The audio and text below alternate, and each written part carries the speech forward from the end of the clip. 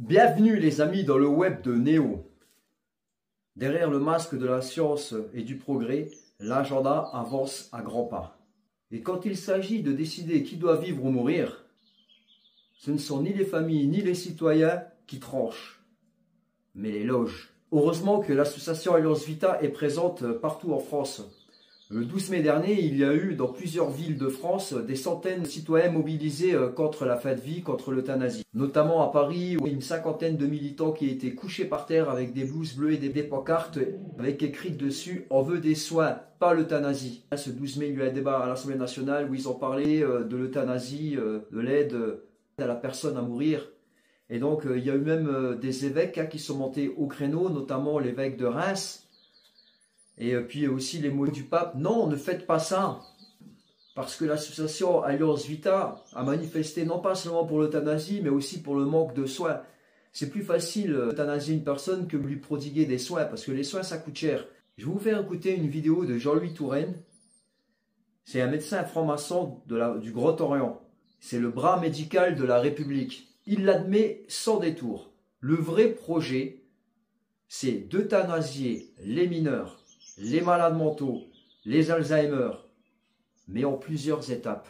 D'abord les vieux et ensuite on reviendra chaque année pour élargir le champ de la mort assistée.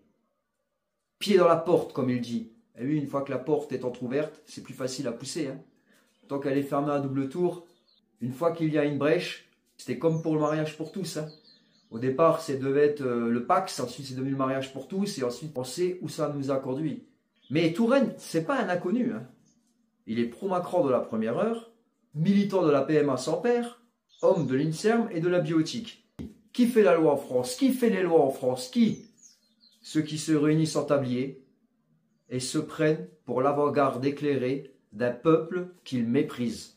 Je vous mets cette vidéo les amis, elle fait froid dans le dos. On n'obtiendra pas tout de suite dans la première loi, parce que vous avez vu la frilosité que notre pays véhicule sur ces questions-là. Il faut obtenir le plus possible. Et surtout, une fois qu'on aura mis le pied dans la porte, il faudra revenir tous les ans et dire on veut étendre ça.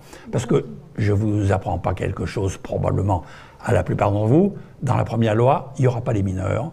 Dans la première loi, il n'y aura pas les maladies psychiatriques. Dans la première loi, il n'y aura même pas les maladies d'Alzheimer. Donc tout ça ne viendra pas tout de suite.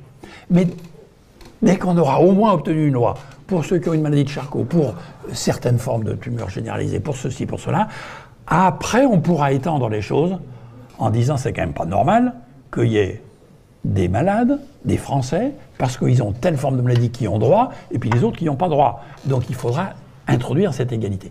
Mais je pense que ça va être un combat qui sera important et que nous devrons continuer aussi au moment de l'application de la loi. Parce que comme pour l'IVG, vous allez voir qu'il y a des endroits qui vont dire ici, circuler, il est interdit de faire des euthanasies ou des suicides assistés. Dans tout l'établissement ici. Pourquoi ils diront ça? Parce qu'ils disent on a la clause de conscience. Il y a des cliniques qui disent nous avons la clause de conscience, on ne fait pas d'IVG ici. Et demain, il y aura des services de soins palliatifs qui disent ici on ne le fait pas. Est-ce que vous croyez que des murs ont une conscience et qu'ils puissent invoquer la clause de conscience? C'est interdit et il faudra le faire respecter. Si un médecin entre dans ces murs et qu'il veut faire, pour une personne qui est dans les conditions définies par la loi, susceptible d'avoir une activité mourir, personne ne doit l'empêcher. Vous savez que pour l'IVG, il a fallu que nous votions une loi qui est la loi sur l'entrave à l'accès à l'IVG. Parce qu'il y avait des gens qui voulaient l'empêcher.